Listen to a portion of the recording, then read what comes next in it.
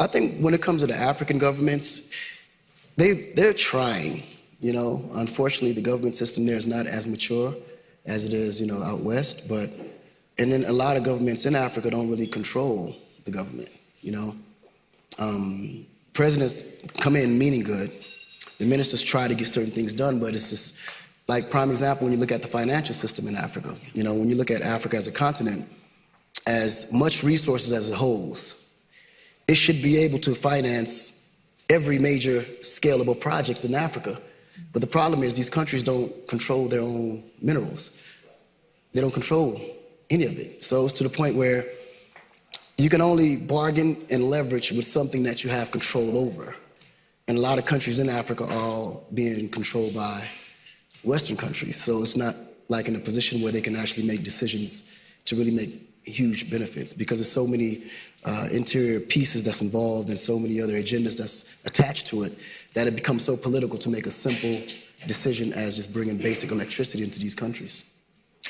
But Akon, for your foundation in achieving what it wants to do, what are some of the challenges that you have faced? Are governments, are they happy that you're coming in to help, or do they feel it's hindering? All of them are very happy that we're coming in. The biggest challenges we had was actually financing. And unfortunately, you know, you have a lot of financial institutions, but the risk in Africa is supposedly so high that a lot of these projects can't be financed. So it forces us to have to find alternative means to get these projects done, you know. But you've managed, since Akon Lighting Africa was launched in 2014, you've raised $1 billion credit line to Light Africa. How have you done that? Just using connections. A lot of connections. You know, being an entertainer and being popular worldwide does kind of give you an advantage, you know, to meet some very powerful people, you know, be in bed with some very, you know, powerful corporations. But unfortunately, some areas that you think that you will get funding, you just don't get. Yeah. You know, we were very lucky to be in a position where we found, you know, a couple of groups that believed in the project and gave us the funding for it.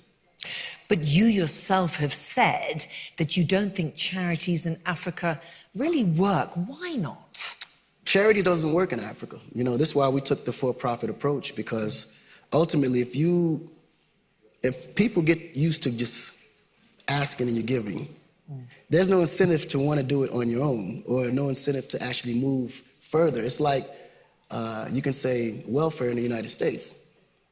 If you know that you're going to get a government check every month, why go to work? You know, Africa don't have welfare, so you're not getting a check from the government.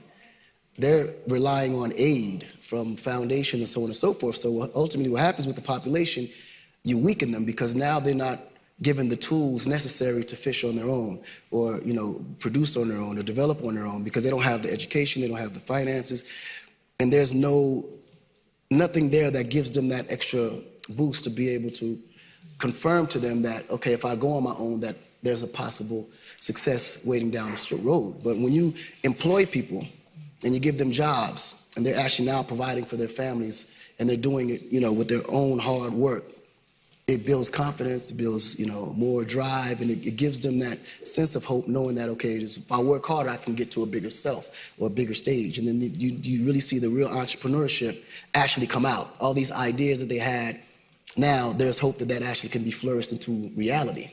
You know, so we always believed in creating platforms that actually promoted the aspect of people being able to work, giving people real jobs. So every project that we put on, we actually train the locals. They're you know, literally to install all the, you know, the lamps and lights, and then they actually do all the maintenance when the project is over.